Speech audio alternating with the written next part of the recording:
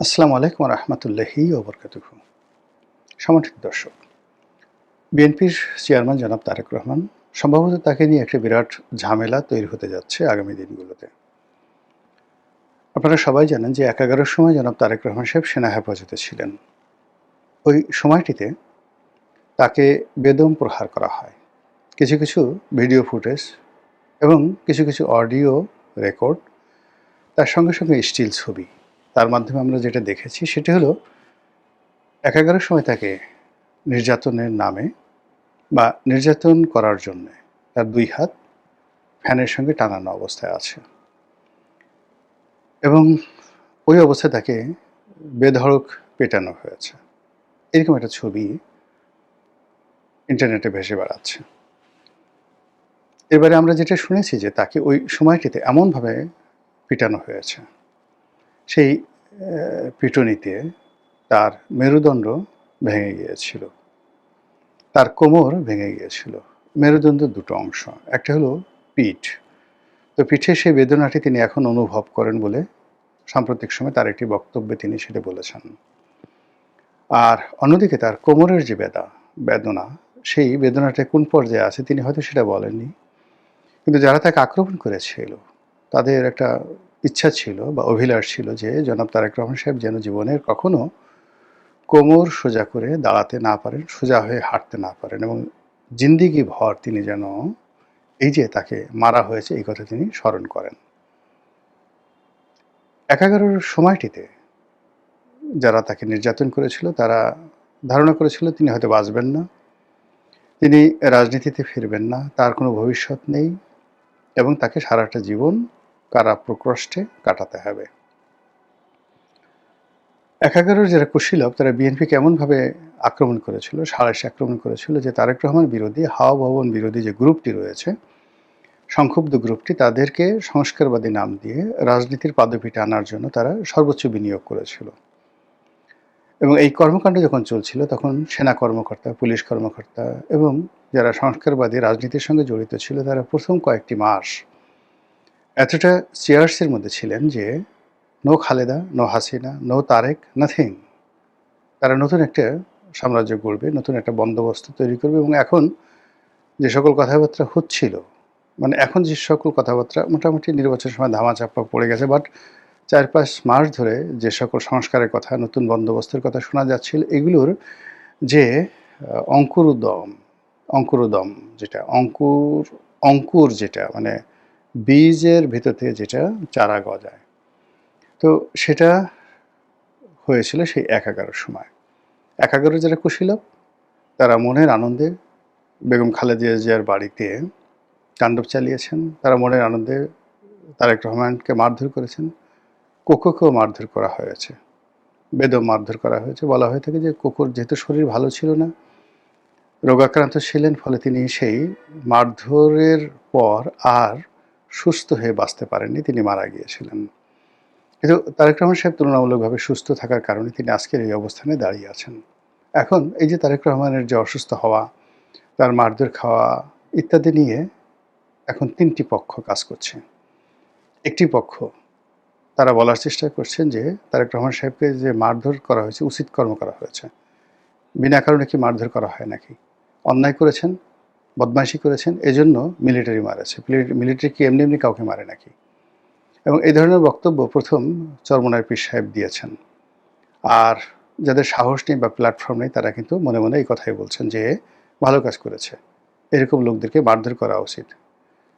এরকম একটা গ্রুপ তৈরি হয়ে গেছে এবং এই গ্রুপের সঙ্গে অচিরেই দেখবেন যে আওয়ামী লীগের যারা লোকজন রয়েছেন তারা যুক্ত হবেন এবং এই যে তাকে যে পিটানো হয়েছে, মারধর করা হয়েছে, এগুলোকে নিয়ে তারা প্যারোডি করবেন, কমেডি করবেন এবং তারেক রহমান সাহেবের যে ইমেজ যেটা আছে সেটা প্রধানমন্ত্রী হন বা যা কিছু হন না কেন ওটাকে ডিস্ট্রয় করে দেওয়ার জন্য নানা রকম ফ্যান্টাসি তৈরি করা হবে।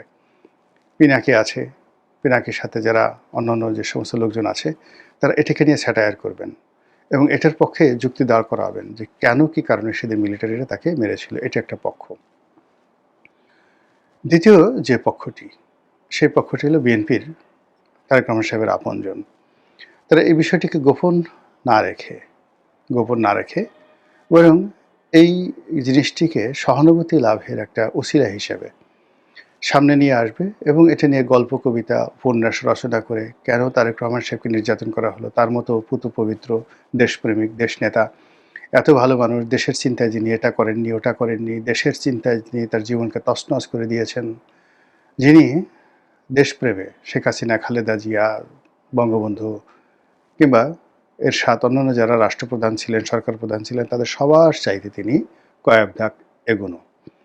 এরকম একজন দেশপ্রেমিকের গায়ে যারা হাত দিয়েছে তাদের উপর আল্লাহর গজব নাজিল হবে, ক্রিয়া পড়বে শরীরে, পোকা পড়বে, পচে গলে পুজ বের হবে তাদের শরীর থেকে, তাদের হাত থর থর থর থর করে কাঁপবে, তারা দুনিয়াতেও শাস্তি পাবে, আখেরাতেও শাস্তি পাবে, আল্লাহর গজব নাজিল হবে। এই ধরনের কথাবার্তা ন্যারেটিভ একটা পক্ষ তৈরি করেছে এবং আরও করবে।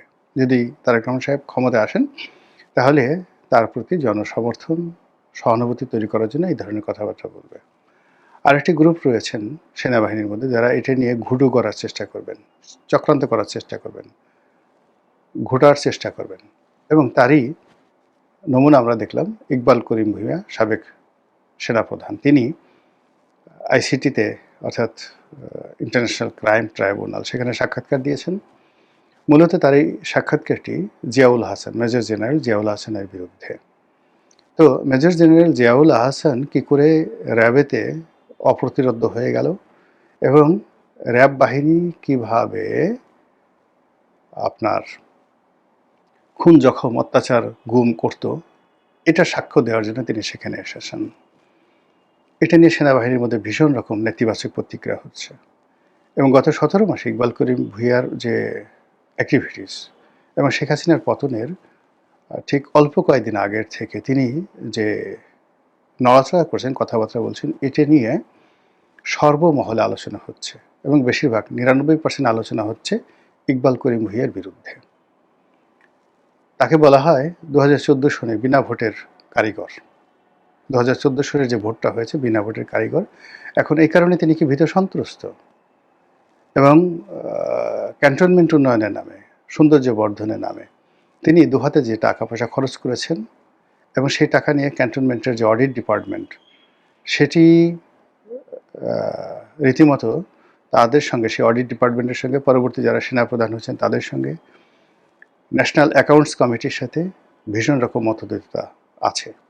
এই কারণ হলো সেনাবাহিনী আধুনিকায়নের পরিবর্তে তিনি সেনা বাহিনীর যে আবাসস্থল ক্যান্টনমেন্টগুলোর সৌন্দর্য বর্ধন করার জন্য 2 হাতে টাকা খরচ করেছেন এবং কাউকে পরোয়া না করে। এবং সেই টাকা কত হাজার কোটি টাকা, এবং কত হাজার কোটি টাকার কত টাকা খরচ করেছেন এবং কত টাকা অপচয় হয়েছে, কত টাকা মেরে দিয়েছেন, কারা মেরে দিয়েছেন, এগুলো নিয়ে নানা রকম বক্তব্য রয়েছে। 2 নম্বর হলো তার স্ত্রী, তার স্ত্রীর ক্ষমতা, অ্যাম্বিশন এবং তার স্ত্রীর অপব্যয় নিয়ে ক্যান্টনমেন্টে রীতিমতো খোশগপ্প হয় সারাক্ষণ। 2013 সন পর্যন্ত তাকে নিয়ে সেনাবাহিনীর মধ্যে এক ধরনের মিথ ছিল। তিনি যথেষ্ট প্রফেশনাল এবং জানাশোনা, ব্যক্তিত্ববান, এই ধরনের কথাবার্তা চালু ছিল। কিন্তু পরবর্তীতে দেখা গেল যে তাকে নিয়ে সেই ইতিবাচক কথা আর থাকেনি। তিনি সেনাপ্রধান হিসেবে রিটায়ার্ড করার পরে তার বিরুদ্ধে অভিযোগ তিনি সেই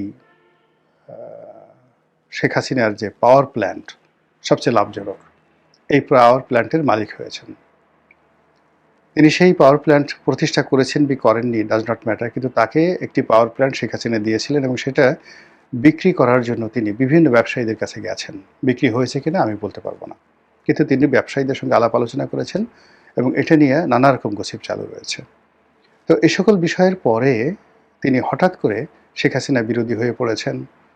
তারপর সেনাবাহিনীর অনেক কর্মকর্তার সঙ্গে তার দ্বন্দ্ব সংঘাত ইত্যাদি নিয়ে তিনি যেভাবে সামনে আসছেন এবং বর্তমান সেনাপ্রধান ওয়াকারুজ্জামান থেকে শুরু করে যারা এই মুহূর্তে কমান্ডে আছেন তাদের অনেকের বিরুদ্ধে তিনি যেভাবে নড়াচড়া করছেন এবং যেভাবে সাবেক সেনা কর্মকর্তাদের একটা অংশকে তিনি কনভিন্স করার চেষ্টা করছেন, এটা বাংলাদেশ সেনাবাহিনীর ইতিহাসে কখনো হয়নি। ইতিপূর্বে যারা সেনাপ্রধান ছিলেন প্রায় সবাই সেনাবাহিনীর যে ইউনিটি সেটার সঙ্গে কমপ্লাই করেছেন এবং সর্বাবস্থায় সেনাবাহিনীর সঙ্গে থেকেছেন। এই একমাত্র যিনি ঘরের শত্রু বিভীষণ হিসেবে সেনাবাহিনীর বিরুদ্ধে যে কর্মকাণ্ডগুলো করছেন, এটা আমাদের সেনাবাহিনীর জন্য অশনি সংকেত, রাষ্ট্রের জন্য অশনি সংকেত, এমনকি তার নিজের জন্য কর্মগুলো ভালো নয়। তিনি যা কিছু করছেন অন জেন্টলম্যান গ্রাউন্ডে। ভদ্রলোকের সঙ্গে একদিনই আমার কথা হয়েছিল। ওনার সঙ্গে আমার কথা হয়েছিল রাশিয়ান দূতাবাসে। আমি যখন সংসদ সদস্য, উনি তখন সেনাপ্রধান। তার সেই ভিজিটিং কার্ডটাও আমার কাছে রয়ে গেছে। উনি অনেক মানুষকে রেখে কেন জানি মানে ওই সময়টাতে প্রধান ২০১৩ সনে তাকে কেন্দ্র করে একটা মিথ ছিল। অনেক বড়, বড় মন্ত্রী তার সাথে একটা ছবি তুলতে চাইতেন। তো ঐদিন আমার সঙ্গে তার পরিচয় ছিল না। তিনি নিজেই এগিয়ে এসে পরিচয় দিলেন, কথা বললেন। তার এডিসি ছিলেন, তাকে বললেন যে, "স্যারকে একটা কার্ড দাও।" তারপরে ছবিও তুললেন। আমার কাছে যদিও সেই ছবি নেই। অনেকক্ষণ আমাদের কথাবার্তা হয়েছিল। তার সেদিনের সেই বিনয় এবং ভদ্রতায় আমি মুগ্ধ ছিলাম। তিনি টেলিফোন করতে চেয়েছিলেন বা আমাকে বলেছিলেন, দাওয়াত দিয়েছিলেন। কখনোই তার সঙ্গে আমার দ্বিতীয়বার কখনো দেখা সাক্ষাৎ হয়নি। তো তিনি রিটায়ার্ড করেছেন এবং শেখ হাসিনার বিরুদ্ধে যখন তিনি সর্বপ্রথম সাবেক সেনা কর্মকর্তাদেরকে একত্রিত করে একটি মিছিল করেছিলেন বা বক্তব্য দিয়েছিলেন, ফেসবুকে স্ট্যাটাস দিয়েছিলেন, লাল করেছিলেন, ওটা আমি সমর্থন করেছিলাম। আমার খুব ভালো লেগেছিল। আমি তাকে ফোন করতে চেয়েছিলাম। কিন্তু পরবর্তীতে তার সেই উপদেষ্টা হওয়া না হওয়া নিয়ে নানা রকম কথাবার্তা হয়েছে। আমার সুভাষিস ছিল যে ইকবাল করিম ভূঁইয়াকে ডক্টর মোহাম্মদ ইউনূস উপদেষ্টা হিসেবে নিয়োগ দেবেন এবং আমার বিশ্বাস এখনও আছে যে তার মধ্যে এখনও যে যোগ্যতাগুলো রয়েছে সেই যোগ্যতা দিয়ে তিনি যেকোনো একটি মন্ত্রণালয় অন্য যেকোনো কর্মকর্তার চেয়ে ভালো চালাতে পারবেন, এতে কোনো সন্দেহ নেই। কিন্তু তার সঙ্গে সঙ্গে তাকে কেন্দ্র করে আগে যে ঘটনাগুলো বললাম, সেনাবাহিনীর মধ্যে যে মিথস্ক্রিয়া রয়েছে, মতদ্বৈততা রয়েছে এবং তিনি যেভাবে দুহাতে টাকা খরচ করেছেন, তার স্ত্রীর যে বদনাম রয়েছে, তার স্ত্রীর অ্যাম্বিশন নিয়ে যে সকল কথাবার্তা হচ্ছে, এগুলো কিন্তু তাকে কগনিজেন্সে নিতে হবে।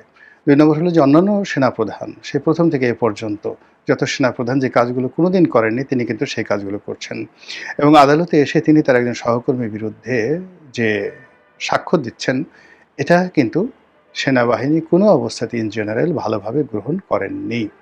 জেনারেল জিয়াউল হাসান সম্পর্কে সেনাবাহিনীতে অনেক নেতিবাচক প্রতিক্রিয়া রয়েছে। জিয়াউল হাসানের কর্মকাণ্ড, তার যে শেখ হাসিনার সঙ্গে অতিরিক্ত দহরম-মহরম, আওয়ামী লীগের প্রতি তার অতিরিক্ত আনুগত্য, এটা সেনাবাহিনী কখনো পছন্দ করেনি।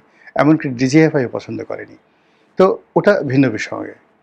জিয়াউল হাসানের বিচার চলছে। প্রচলিত যে বিচার, সে তার পাশাপাশি আবার আইসিটিতে তার বিচার চলছে। তো সেখানে ইকবাল করিম ভূঁইয়ার সাক্ষী দিলেও কিছু আসতে যেত না, না দিলেও আসতেও যেত না, কোনো কিছু আসতে যেত না।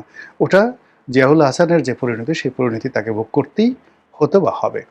কিন্তু একজন সেনাবাহিনীর প্রধান তার অধীনস্থ কর্মকর্তার কাছে কতটা অসহায় ছিলেন, কতটা দুর্বল ছিলেন, জিয়াউল হাসানের প্রতি তার কতটা ম্যালিজ ছিল, প্রেজুডিস ছিল, এটা এই সময়টিতে এসে তিনি সেটা না দেখালেও পারতেন। এর কারণ হলো পিতার কখনো কোনো অভিযোগ থাকে না। Being a commander in chief, তিনি তো আসলে সকল সেনা কর্মকর্তাদের পিতা। তো সে পিতা হিসেবে তিনি যদি তার সন্তানের বিরুদ্ধে অভিযোগ করতে আসেন এবং বিশেষত তার যখন কমান্ড ছিল সেই সময়টাতে, এটা তো আসলে তার এক ধরনের ব্যক্তিগত দুর্বলতা, ব্যক্তিত্বের দুর্বলতা, কমান্ডের দুর্বলতা।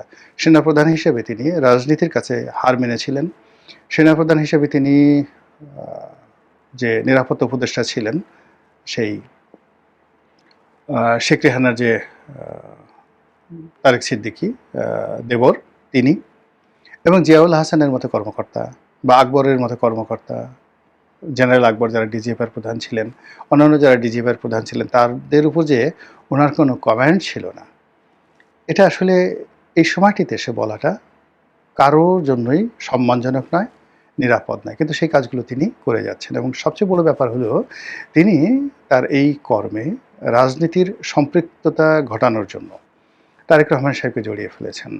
তিনি বিএনপির নেতাকর্মীদের সহানুভূতি চাচ্ছেন। তিনি তারেক রহমান সাহেবের দৃষ্টি আকর্ষণ করতে চাচ্ছেন। এজন্য তার সেই জবানবন্দিতে ১/১১ সময় তারেক রহমান সাহেবের যে যাকে বলা হয় নির্যাতন, তাকে যেভাবে ডিজিএফআই কর্মকর্তা যারা আছেন তারা মারধর করেছে, এই কথাগুলোও তিনি এখানে উল্লেখ করেছেন।